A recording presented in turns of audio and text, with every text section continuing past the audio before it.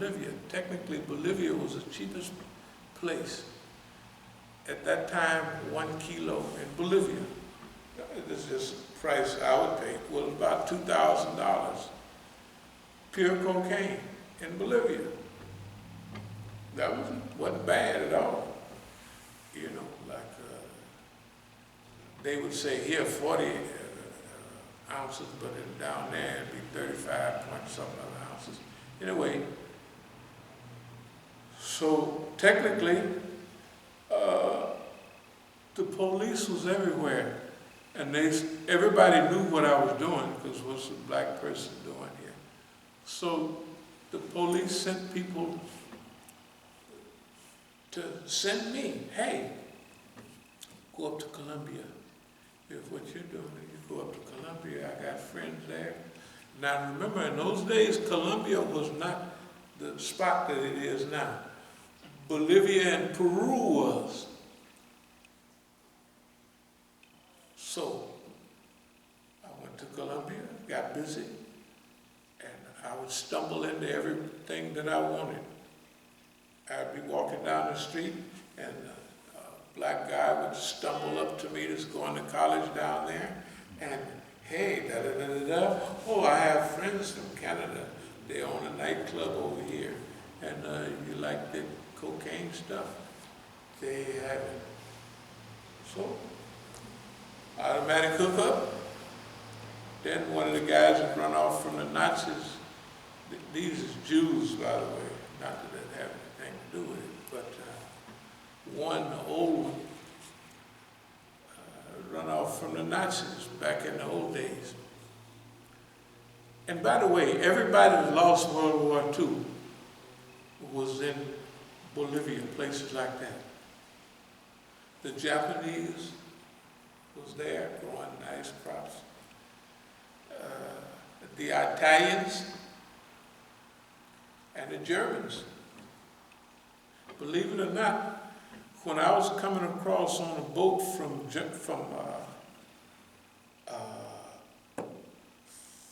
Bolivia, there's a big lake up there, highest lake in the world, Lake Titicaca, 12,500 feet. And it's Peru on one side and Bolivia on the other. And remember, whenever I'm the luckiest guy in the world because whatever I'm thinking about, boop, it pops up. So here's a white boy on the boat with me, and at that time do you remember they used to have these Nazi hunters? And right, they would find somebody in Argentina, Bolivia, all in South America. At this time, the white folks, the Jews, was looking for a big escaped Nazi. Now this is early 72. This is years after all that stuff that happened. So the white boy is telling me, he said, see that crew there? I said, yeah. He said, and you can tell, that's a German tourist group, a group of German tourists. And they say, what he was telling me, and he had to know what he was talking about, he said, you hear on the news, they're looking for that Nazi? He says, zoop, they'll drop one off, pick him up, and take him on where they want to. The tourist group. You see what I mean? It is true.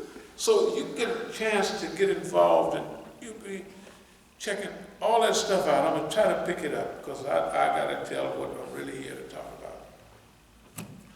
Long story short, we get big down there in South America and Colombia, and we go through all the changes that we go through there, and we get organized, and the people that is providing us with almost everything that we're getting is the government, the United States government.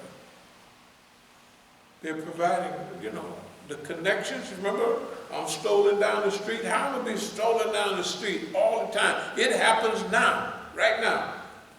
It happens today, all the time. So anyway, I'm stolen down the street, And before I know it, I got the best connections in Colombia. I got perfect connections. Okay. Anyway, we get all that stuff wrapped up, and at the time we're studying the revolution and all that. Long story short, we decided to come back here and fix up our cases and everything. We go to prison, we do this, that, and another, but we got the game. We told you the period of 1970s was like what we call wandering in the wilderness, but it wasn't wandering, it was like figuring out what you're going to do. In 1980, we get out of March 1980. Some of the lectures I gave last month was from those outlines from 1980. Then all of a sudden I had to return to prison for 14 months. I might have shown y'all some of the paperwork where they said you did such and such and such, and we don't want you going back out there and starting your Muslim church. Do y'all remember, anybody remember that? Yes. The paperwork, yeah, it was there. Yeah, Right there. I remember. Okay, yeah, you can read it, yeah, okay. I remember, yeah. Well, why they don't want me to, what's the big deal? But that's their whole thing. I came right back out and got started. Why did I go back in 1980? For no reason. It's because although I came back out and started the Masjid in 1980, on all the program I was thinking about, and it was a good program, I got out, and after a couple of months I went back, and I came out 14 months later. What did I do during that 14 months? I had had experiences right away, as soon as I got out. And I had to hook up a broader program. Remember, when I come out, I got global game. I mean, that's just the way it is. I'm not bragging, I'm just saying I have global game at that time. So I had to have a deep program. We got busy. So we knew we was going to deal with certain things. Infiltration, sabotage, women, stuff like that. Now, there's no eligible bachelor that's running 10 miles a day and in perfect health that's going to stay away from women for no 15 years at the height of this, not a Negro. I have known any. Why? Because that's the main thing they was trying to use, women. And I mean, in those days, it would be, since they think Negroes like white women, they'd have white girls. And in those days, healthy white girls, the white girls now are healthier than what we call healthy. In those days, white girls had a flat behind. You ever see the movies from the 50s? How white women, they called Marilyn Monroe healthiest thing in the world. Marilyn Monroe just 22, 36, 20. That was a measurement. 22-inch waist, 36 behind, and 36 up there. That ain't it. All the girls running around. The white girls now are healthy looking. I mean, they got their body parts fit together perfectly. And by the 80s, they getting ready to know that, and they always thought that Negro, in fact, the farther you go back, the bigger role a white woman would play in a Negro's life. If you was even macking and you had a few good-looking white girls, you'd be the baddest mack in town. That's just, you'd be big. And if that was big. So they figured we just have white girls calling in the middle of the night doing no action at all. that means I should get the Negro humanitarian award or something. Right? Tell the truth. From those days, I'm not talking about now. Now on TV, every commercial is a black man and a white woman, or all the yellow kids running around. Right? Everything is mixed now. I even saw a Negro with a Chinaman on the TV. Right? Then you see the commercial about the car, say buy a car, right? And it's the Negro with a, now Asians don't always marry Negroes. They might now, but they sure didn't then. And they even now. Anyway, I don't want to get into it. I'm going to get to what I want to talk about. 1980s was the age of discovery.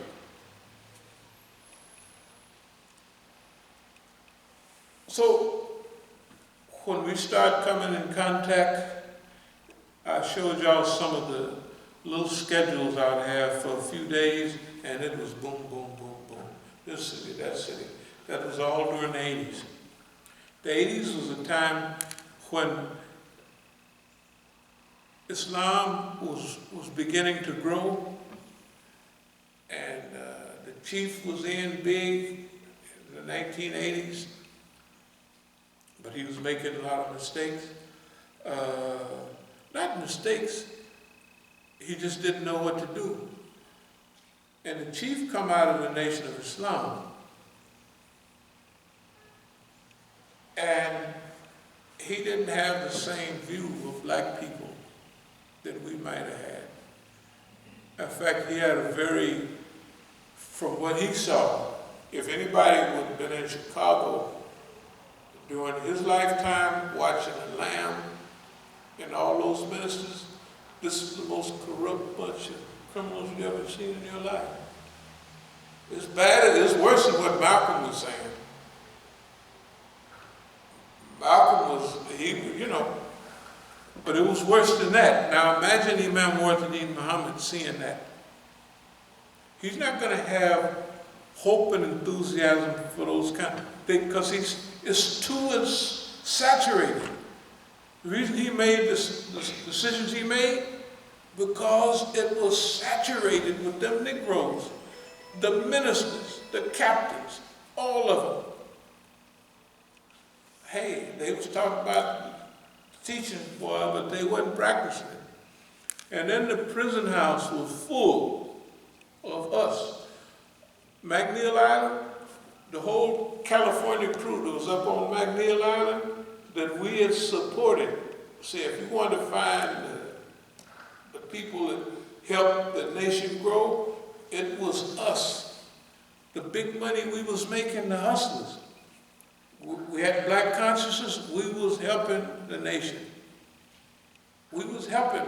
You see them big mosques pop up, oh, it was that cash money. And I had a feeling, I didn't really know it in that depth till I was up on McNeil Island. And all the brothers that was in the penitentiary, and we was all in the nation, and we talking, yeah man, we did this, we did that. I said, well, I did too, I did this, I did that. And I said, man, all of us is here in the penitentiary. Anyway, the long story short is, 1980 we get out, 1981 we got to get busy.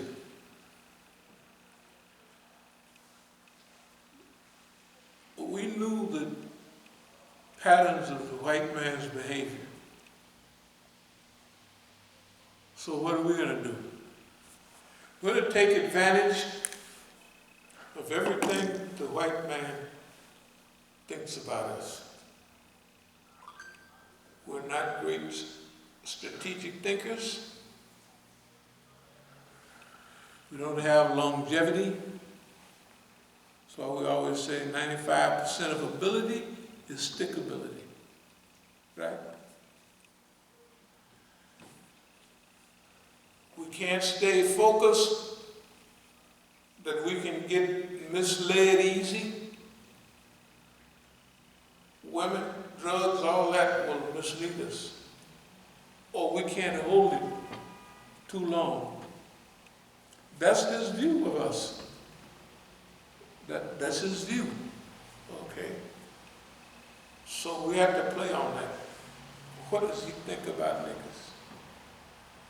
So,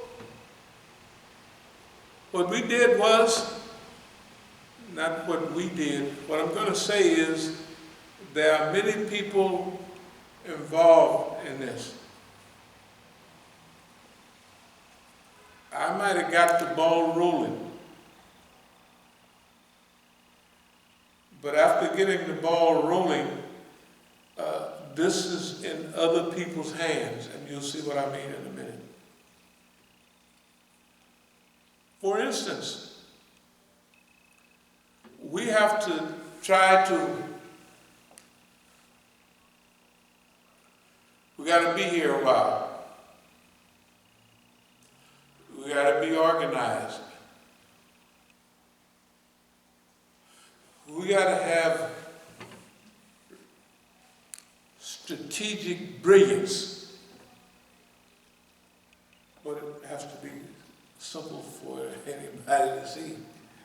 That's what strategic brilliance is. It's if you want to hide something, hide it in a book, or hide it in the open. And then people won't understand what they're looking at. They can be looking at it and they won't see it. It's called a scotoma. Anyway, so what we did was, I give you an idea of, let's call him the New York Imam. I wish, that's why I wanted you to be able to verify it. Ayub to be here.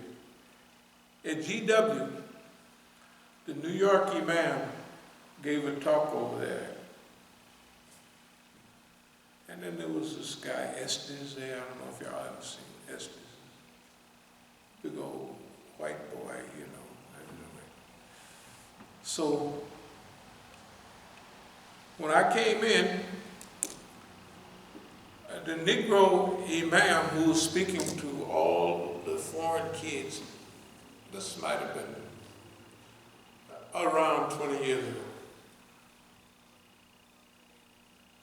When I walked in, and Furqan and all the brothers was there, they heard it. So if you want to double check it. So the New York Imam says, "Oh, my Imam, Imam Musa."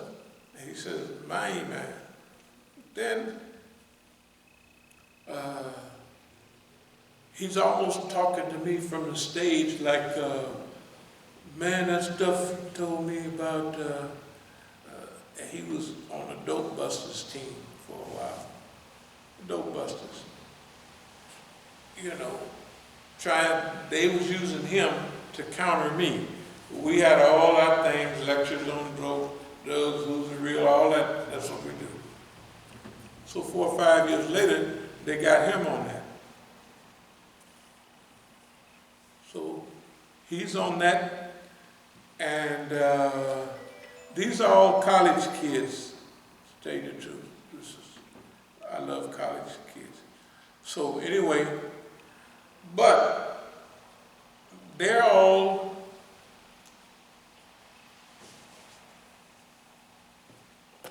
the system is not that bad. We need to get in there. It's 1980s, early 1980s, and we need to make it work. And I told them that I'm sorry, it ain't gonna work. But anyway, it takes time. This is where patience come in. So anyway, those people have to be educated. There was a lecture at Stanford about that time, before he said that. And I brought all the Oakland crew out. Stanford is just a short drive from, not short drive, 45 minutes, something like that. And I went over, we went over and he was speaking there, we was showing him support, you know, speaking to the foreigners. So they had made him extra famous with this dope busting, and he was saying how well it was working, something like that. And so his challenge for me was, well, Imam Musa, how many people did you take the Hajj that was past drug dealers? I said, absolutely not. I said, I had a little effect because everybody knew what I was doing in Oakland, so it has an effect on the whole system, but there's no number. Anyway, I did mention to him, I said, for instance, there's 4 drug teams in the LA Sheriff's Department. One of them is under indictment and all of them are under investigation. Of course, a month later, they was all unindicted. This is LA. That was just for distributing drugs, not the big dope dealer down South America is bringing all the dope here to destroy black people. This is just the sheriff's department. Them niggas making so much money that we're going to start robbing them, the sheriff. We're going to start robbing them. We're going to start, you know what I mean, dealing dope ourselves. You know, at Oakland, all the cities is famous in those days for stopping a little black guy. He got $1,200 on him. They keep their money and get on out of here. You know, what are you going to do? Go tell the white folks, hey, they took my money, $1,200. And then you got on some tennis shoes and stuff. They're going to say, well, you get $1,200, right? So you can't say nothing about it. I'm going to get back to this point, and I'm going to go on and say in words what I've been beating around the bush at. We have to structure a system that different people are going to play a part in this. Okay. Now, if you take the Negro Imam from New York, when Negroes from his crew came here, soon as they would get here and I would see where they was from, I would raise the temperature on talking about the Negro Imam from New York. To make that guy mad. Some of them couldn't stand it. They'd get up and walk out. Guess okay. Why? Because they believe, number one, Negroes can't get together. Negroes have a leadership problem with each other. And the first thing that I told one of our friends, you might call him a general, and my thing with him was,